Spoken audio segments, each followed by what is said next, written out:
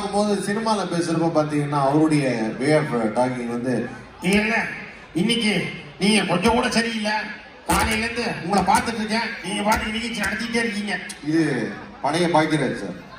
அதே இப்போ கொஞ்சம் ஏஜ் ஆயிடுச்சு அப்படின்னா வாய்ஸ் லைட்டாக கொஞ்சம் மாறுது அப்படின்னா இப்போ ஸ்டேஜில் வந்து பேசுறாரு அப்படின்னா இந்த மிசோரி தமிழ் சங்கத்துடைய முத்தமிழ் விழா 30 வருஷத்தை செலிப்ரேட் பண்றேன். பட் நெக்ஸ்ட் டைம் நான் வந்து பேசும்போது முதல் ரோல தாய் குளங்கள்லாம் உட்கார வைக்க இல்லை சும்மா பாக்யராஜ் சார் மாதிரி பேசுவார். அவர் உடனே யோசிக்கிறார் என்ன நான் உட்காரக்கூடாதா? இல்லை, இது வந்து ஜென்ரலாக அவர் வந்து ஸ்டேஜில் பேசுகிற ஒரு டோன் அது. ஸோ இது மாதிரி இன்னும் எவ்வளோ ஆர்டிஸ்ட் எடுத்துக்கிட்டாலும் அவங்களுக்கும் ஒரு ஸ்பெஷலான ஒரு டோன் இருக்கும். அதில் எனக்கு ரொம்ப பிடிச்சது வந்து இன்னொருத்தர் வந்து பார்த்தீங்கன்னா அவர் வந்து நான் ரொம்ப அட்மையர் பண்ணேன். நான் சொன்னேன் இல்லையா மதுரையிலலாம் இருந்திருக்கேன் அப்படின்னு. மதுரையில் நான் வந்து எப்பவுமே சின்ன வயசில் சினிமாவில் ஒரு விஷயத்தை நான் நம்பினேன். அதாவது சினிமாவில் ஏதாவது ஒன்று நடந்தால் அது உண்மை அப்படின்னு நான் நம்பியிருக்கேன். நான் வந்து நாயகன் ஒரு படம் பார்த்தேன். நாயகன் படத்தில் வந்து கிளைமேக்ஸில் வந்து கமல் சார் இறந்து போகிற மாதிரி சேர்ந்துருக்கோம். ஊருக்கு போயிட்டு பேர் சொல்லும் பிள்ளைன்னு ஒரு படம் பார்த்தேன். கமல் சார் நடிச்சிருந்தாரு. எங்கள் அப்பாட்ட கேட்டேன் என்னப்பா கமல் செத்துட்டாரு திரும்பி வந்துட்டார். அப்பா சொன்னார் இதான்டா சினிமா அப்படின்னாரு. இதை நான் ஆரம்பத்துலேருந்து இப்படி தான் சினிமாவை நம்பியிருக்கேன். மதுரையில் வந்து சினிப்பிரியா மினிப்பிரியான்னு ஒரு தேட்டர் இருக்கும். எத்தனை பேருக்கு தெரியும்? மதுரைக்காரங்களுக்கு தெரியும் இல்லையா? அதான் அந்த தேட்டர் என் வாழ்க்கையை மாற்றிய தேட்டர். ஓகே, அந்த தேட்டரில் ஒரு நாள் ப்ரொஜெக்டர் ரூம் எப்படி இருக்கும் அப்படின்னு பார்க்கறதுக்காக ரொம்ப ஆசைப்பட்டு உள்ளே போனேன். உள்ளே போனேன்னா உள்ளே நுழைஞ்சோடனே ஒரு அருமையான பாட்டு சத்தம். மகாகணபதி மகாகணபதி. இந்த பாட்டை கேட்டோன்னா நமக்கு என்ன தோணுச்சுன்னா உள்ளே ஏதோ ஒரு பெரிய சங்கீத வித்வான் அவர் படத்தில் நடிச்சிருக்காரு. நான் உள்ளே போகிறேன், பார்த்தா சிவகுமார் சார். இந்த பாட்டு முடிஞ்சோன்னு ஒரு டயலாக் வந்தது. என்னுடைய மொத்த நினப்பும் போயிடுச்சு. சங்கீத மேடையும் சாக்கடைபடியாக சொல்றியா அப்படின்னாரு. இந்த வாய்ஸில் அந்த வாய்ஸில் பாடுறதுக்கான எந்த அறிகுறியும் இல்லை. நான் அதுக்கப்புறம் வந்து ஒரு மாதிரி ஆயிட்டேன். இல்லை இவரு பாடகர் இல்லை அப்படின்னு. அதுக்கப்புறம் கொஞ்ச நாள் கழிச்சு பார்த்தா வீட்டில் இந்த சென்னையில் வந்து ஒரு அருமையான டிவி கேடிவின்னு ஒரு டிவி இருக்கு. தெரியுமா உங்களுக்கு? கேடிவி தெரியும் இல்லையா? சன் டிவியோட சேர்ந்தது தான். அதில் அடிக்கடி படம் போடுவாங்க. ஏன் போடுறாங்கன்னு அவங்களுக்கும் தெரியாது, நமக்கும் தெரியாது. ஆனால் டெய்லி ஓடிட்டே இருக்கும், ஏதாவது படம் போயிட்டே இருக்கும். அதில் ஒரு நாள் வந்து ஒரு படம் போடுறாங்க. அந்த படத்தில் வந்து பார்த்தீங்கன்னா 80s படம். 80sல ஹீரோ வந்து டான்சர் அப்படின்னு கதை. ஓகே, யாரு ஹீரோவா போடலாம்? மோகன், கமல், அப்புறம் ஆனந்த் பாபு, ஆதவனா யார் அது? ஆனந்த் பாபு, பாக்யராஜ். நீங்க உங்களை தனியாக கொடுங்க. ஸோ இவங்கெல்லாம் வந்து 80sல டான்ஸ். இந்த ரவிச்சந்திரன் ஒருத்தர் வருவார் தெரியுமா? பயங்கரமாக அந்த சுருட்டு மொழிலாம் வச்சுட்டு பயங்கரமாக டான்ஸ் ஆடுவார், பரதநாட்டிய ஸ்டெப்லாம் போடுவார்.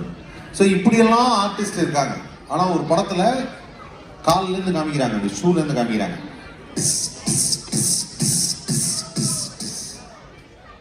சிவகுமார் சார் டைலாக் டான்ஸ்னு வந்துடா எனக்கு நானே மறந்துடுவேன். அன்னையோட நான் டான்ஸை மறந்துடுவேன். எனக்கு அதுக்கு மேல திருமால் பெருமைன்னு ஒரு படம்.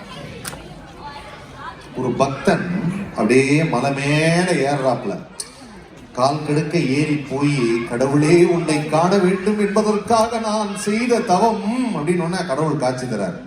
சிவகுமார் சார் பெருமாள் கேரக்டர் இங்க நின்றுறாரு. 7 மலைகளை காணுவது காரணம் இங்க முதல் 7 மலை என்னாலே படுகிறது அப்படின்னா எனக்கு என்னைக்கு திருப்பதி போனாலும் சிரிப்பு வருது. உடனே என் ஃப்ரெண்டு சொல்றான், நீ அப்படிலாம் பார்த்து சிரிக்காத, யாராவது ஏதாவது சொல்ல போறாங்க. இல்லை பரவாயில்ல, சிவனுக்காவது பரவாயில்ல, சிவாஜி கணேசன் நடிச்சாரு, பெருமாளுக்கு சிவகுமார் சார் நடிச்சாரு. ஏன்னா நமக்கு அந்த எப்பவுமே அந்த படத்தோட ஒப்பிட்டு பார்ப்போம்ல, எங்க போனாலும் நமக்கு அது கம்பேரிசன் ஆக ஆரம்பிச்சிருச்சு. அதுக்கப்புறம் நிறைய எங்க வீட்டுல வந்து எங்க தாத்தா வந்து சொன்னாரு, உனக்கெல்லாம் தெரியாது சிவாஜி கணேசன்லாம் எப்படிப்பட்ட நடிகர். நிறைய படம் இருக்கு. அவர் எனக்கு போட்டு காமிச்ச படம் கந்தன் கருணை. கந்தன் கருணை படம் பார்த்துருக்கீங்களா? உண்மையிலே அந்த படம்லாம் ஹாலிவுட்ல எனக்கு தெரிஞ்ச வந்து பெரிய ஆராய்ச்சியே பண்ணலாம். ஏன்னா அந்த மாதிரி இது வரைக்கும் ஒரு ஸ்கிரீன் பிளே யாருமே பண்ணதில்லை. அதுல வந்து அசோகன் தான் வந்து அந்த முருகனை கொள்ற அந்த சூரபத்ரன் கரெக்டு தானே? சூரபத்ரன் கேரக்டர் அசோகன்.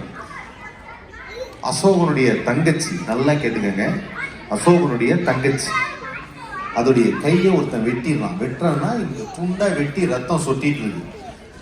தங்கச்சி கையை வெட்டிட்டாங்க. அண்ணன் எப்படி ரியாக்ட் பண்ணுவாப்ல? என்ன உன் கைகள் துண்டிக்கப்பட்டதா? யார் அவன்? வெட்டியது யார் அப்படின்னு சொல்லி ஆக்ரோஷமா இருக்கும் இல்லையா? உன் கைகளை துண்டித்தவன் யார்? நான் சொன்னா நம்ப மாட்டீங்க. இன்னைக்கே போய் கந்தன் கொண்டை பாருங்க. 15 நிமிஷம் பேசியிருக்காங்க. அசோகன் பேசுறாப்புல, பக்கத்துல அந்த பக்கம் பாலாஜி அத்தையின் கைகளை துண்டித்தவனை நான் விடவே மாட்டேன் அப்படிங்கிற அந்த பக்கம். இந்த பக்கம் அசோகன் பேசுறான், அந்த அம்மாவும் சொட்ட பேசிட்டு இருக்கு. இதெல்லாம் பேசி முடிச்சு சரி இவ்வளவு தூரம் இந்த படத்துல இருக்கு, என்ன பண்றதுன்னு தெரியாம பார்த்தா இந்த படத்துலயும் Murugar character Sivakumar sir. I love it. Sivaji sir மாதிரி ஒரு ஆக்டர் நான் இது வரைக்கும் பார்த்தது. ஏன்னா சிவாஜி சார் வந்து ஒரு சின்ன கேரக்டர் படத்திலே ஒரு சின்ன கதாபாத்திரம் வந்தாலும் அப்படி ரெஜிஸ்டர் பண்ணிட்டு போயிடுவாரு.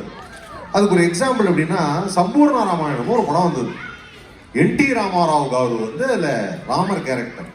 படத்துல 2 இன்டர்வல், ஒரே ஒரு ஷாட்டுக்காக பரதன் கேரக்டருக்கு சிவாஜி கணேசன் சார் வருவார்.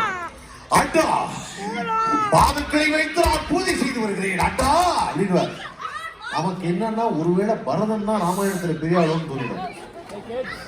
என்டி ராமாராவ் ஆடிட்டார். என்ன அவ்வளவு நடிக்கிறாரு? நீ கலர் சொல்லிட்டார். 2 சீன் தான் நமக்கு அப்படி ஒரு உணர்வை கிளப்பிடுவாரு சிவாஜி சார். இதுல கரெக்டா பாத்தீங்கன்னா முருகருக்கு அந்த ஒரு என்ன சொல்றது, சிஷ்யன்னு சொல்றது, சீடன். அவங்க அடிக்கடி பார்த்துருப்பாங்க. சீடன் கேரக்டர் இப்போ நடிக்கிறதுல ஒரு முக்கியமான விஷயம் இருக்கு. நடிக்கிறத விடுங்க, இப்ப நீங்க எல்லாம் வீட்டுல பேசுறீங்க, நீங்க கோவமா ஏதோ ஒண்ணு பேசுறீங்க, வீட்டுக்காரர்கிட்ட பேசுறீங்க, என்னங்க நீங்க நான் எத்தனை தடவை சொல்லியிருக்கேன் இது மாதிரி பண்ணாங்கன்னு, ஏமா எதுக்கு எடுத்தாலும் கத்திருக்கீங்க, இப்படிதானே ஆப்போசிட்ல வரும். கேட்டுக்கிறேன், இதுதானே வரும். நாம கோவமா பேசினா ஆப்போசிட் இருக்கவங்க கோவமா பேசுறது, இதெல்லாம் ரெகுலரான ஒரு ஹியூமன் இதுதானே. சிவாஜி கணேசன் சொல்றார், சூரபத்ரனின் இன்றையிலான ரத்தத்தை குடித்து அவன் கதையை முடித்து விடுகிறேன் அப்படிங்கிறார். அந்த பக்கம் சிவகுமார் எப்படி ரியாக்ட் பண்ண, இவ்வளவு கோபமா இருக்கிறார். சிவகுமார் சார் பதில், வீரபாகு நீ நினைத்து போலதான் தேவையில்லை அப்படின்னு கொள்ள வேண்டாம் அப்படியே நெஞ்ச முடிச்சுட்டு உட்கார்ந்து. For every action there is an equal and opposite reaction.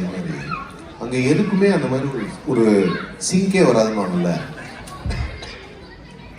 அது ஜென்ரலா நான் பார்த்தது.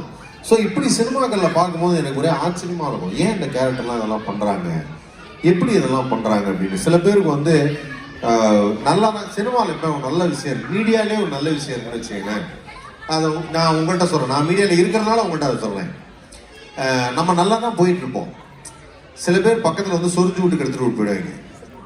சார் உங்க ரேஞ்சுக்கெல்லாம் நீங்க போய் நம்ம அன்னையில என்ன ரேஞ்சு அதுலேயே அலைகிறது ஒன்று இருக்கு. அது மாதிரி ரகுவரன் சார் வந்து ஒரு பியூட்டிஃபுல் ஆர்டிஸ்ட். அவர் வந்து சினிமா வந்து நிறைய நடிப்பு பயிற்சி எல்லாம் பெற்று நடிக்க வந்தார். ஸோ அவர் அந்த காலத்தில் பார்த்தீங்கன்னா நிறைய படங்கள் பார்த்துருப்பீங்க. 7வது மனிதன் படம்லாம் பார்த்துருப்பீங்க, சம்சாரம் மின்சாரம் அதெல்லாம் பார்த்துப்போம். அந்த படத்துலலாம் அவர் டைலாக் டெலிவரி எல்லாம் அவ்வளோ அழகாக இருக்கும், ரொம்ப அழுத்தம் திருத்தமாக நல்லா பேசுவார். அப்புறம் கொஞ்ச நாள் கழிச்சு வில்லன் நடிகராக இருந்தார். மாறிடுச்சு என்னன்னு பார்த்தா யாரோ போய் அவர்கிட்ட சொல்லியிருக்கிறாங்க, நீங்கள் அமிதாப் பச்சன் மாதிரி ஒரு ஆர்டிஸ்ட். இவர் தன் அமிதாப் பச்சனாவே கற்பனை பண்ணி ஏதாவது ஒன்று சொல்றாரு அப்படின்னு சொல்ல, இப்போ நம்ம ஃபங்க்ஷனுக்கே வராங்கன்னா வார்த்தையை விட்டு தான் சொல்லுவார்.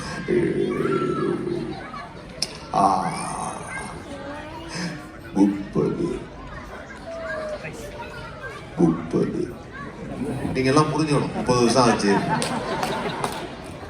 புத்தமிழ் விழா